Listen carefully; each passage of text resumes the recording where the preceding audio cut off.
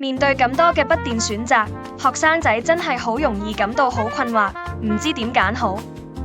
其實揀錯咗筆電，真係會影響到學習效率同埋日常生活，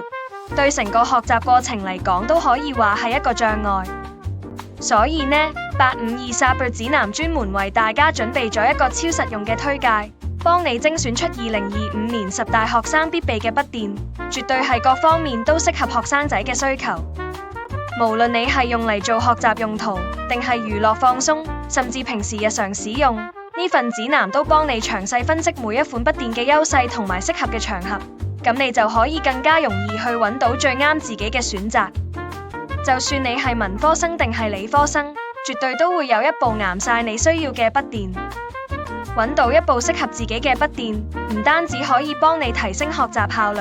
仲可以減少好多用電腦嘅煩惱，令到學習同生活都變得更加簡單同方便。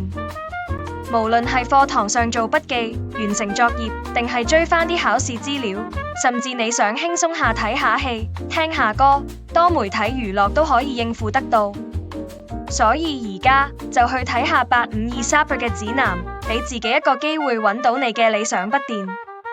選擇合適嘅筆電，唔單止係一個工具，仲係你學習路上嘅最佳夥伴。